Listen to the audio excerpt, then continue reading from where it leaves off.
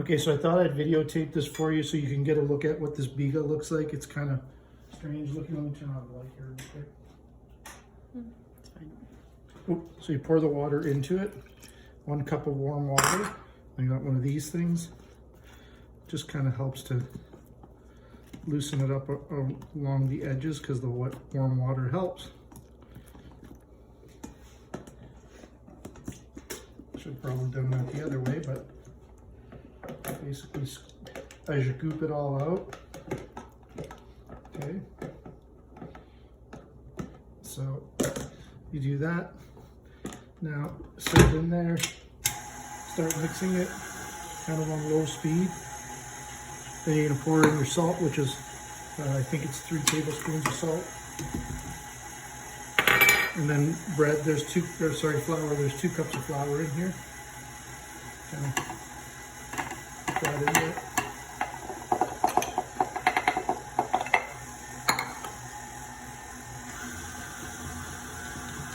You can stop that for a second. Okay, so this has been going about a minute. I like to sort of get in here and get the flour off the side because that's actually all flour that's got to be in there. It's starting to get kind of sticky, you can see. So this is about the time I usually put some olive oil to finish it up. So about 2 tablespoons. That might even be a lot, but it's good in the bread. And then turn this on a little bit higher just to really mix it, and you can see in here it's sort of really tasty, right? So I have an oiled bowl. Just put some olive oil in there, wrap the olive oil around, and then this is really all it needs because it's going to get mixed a little bit. You'll see it actually comes off. This is how you know sort of the texture. It doesn't really take much for it to come off. But once you pour it out, I'm gonna move everything away.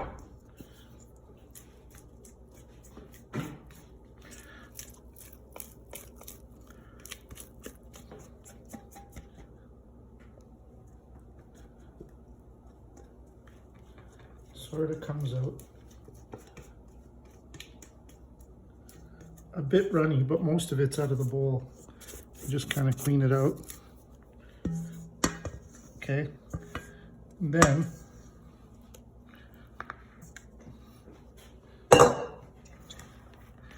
just what you're gonna do is sort of just mix it around the edge, and that's it for now. Okay, so now this is kind of what it looks like, just sitting in a bowl.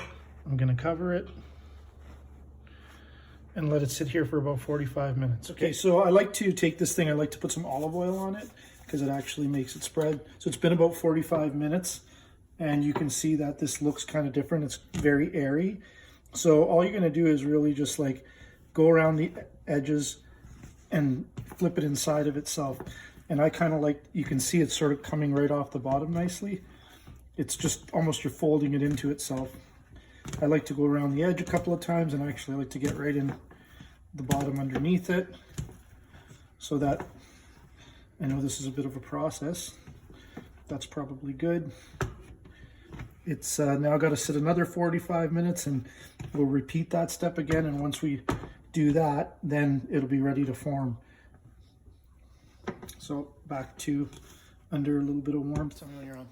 Okay, so this is the second time we're going to just fold it in. I could probably leave it like this, but I usually like to do it twice. So this is basically all we're gonna do. You can see now how it's really like getting some air in there. So the next time we touch this, it's gonna be flopping it out on a pan and letting it rise last time right on the pan for like 20 minutes.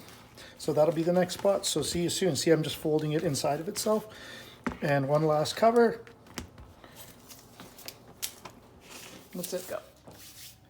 Okay, so I'm trying something different right now. Ideally, you have one of these, don't get me in there, Brie, and one of these, because these things, and oil them a little bit and put some flour on them, because for whatever reason, the way this batter is really sticky. So what I did, I'm trying today, parchment paper on a baking tray, and then I took the olive oil with a cloth, sorry, not a cloth, a paper towel and I wiped light olive oil on it, and now I put flour on it, and here's the second rising. It's really fluffy and I kind of don't want to ruin that. So I'm going to try this today, that I'm going to dump it right on here, which might be a problem, but I think I can deal with it. Because what I want to do now that I have this, I don't want to mess with it too much. I'm going to take flour. Okay, and I'll take this tool.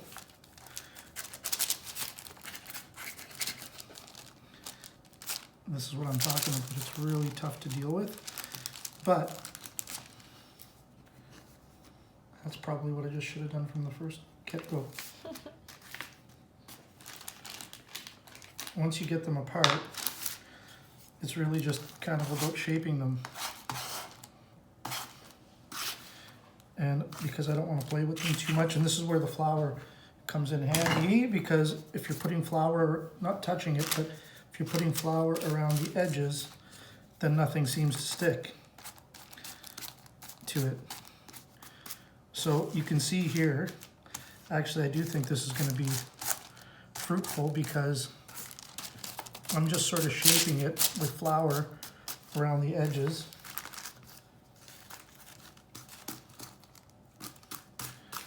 Okay, and kind of air bubbles are already sort of forming in it. You can see that, Avery. So I could kind of leave them like this, or I could really like try, because it's chapat. See, as soon as you put flour on this, it's great. So my recommendation, as soon as you don't, anywhere that you don't see flour along the edges, I'm making a mess on the counter, but that's okay. You make sure that you got flour, because then when you're doing this part, you can really like form it, make it longer. You actually comes really good. Okay, this piece is going to stick, I can tell already, because you can see there's no flour on it. Right? Where there's flour, no problem. So that's kind of the key. This is a bit of, takes some trial and error, but basically I recommend flour all around the edges so that you can really shape this. And that's kind of it. The next step, we're going to let these sit for 15-20 minutes like this. Sort of, you can even do this a little bit, kind of give them some shape, and then we're going to cook them. Look at that. So you might be better at it than me, because shaping them is hard. So if you like them a little longer, more like ciabatta, great. If you like them a little more like a loaf, you can do this. And then that's kind of it. Okay, so we're ready to bake now. It's been about 25 minutes. These have just been sitting here. They kind of look the same, but they will grow. You can see the air pockets in here. Like, really zoom up on those. But basically, we've got the oven preheated at 500. We're going to use the bottom rack. Kind of a dirty oven right now, but that's just the pan under there. So here it goes, and the key is really just for 30 minutes not to touch this. Maybe you can, like halfway through, you can turn them, but the idea is to keep the heat there, and that's it. Okay, so this is the last step. We waited half an hour, and we basically just turned them once, because you want them to kind of cook evenly. I think this new experimentation worked out really good. Here's the finished loaves. And two, get a side view, they rose really nicely. Cooked nice on top, so I think we've got a winner, but we'll see in a few hours when we cut them. That's how you make it.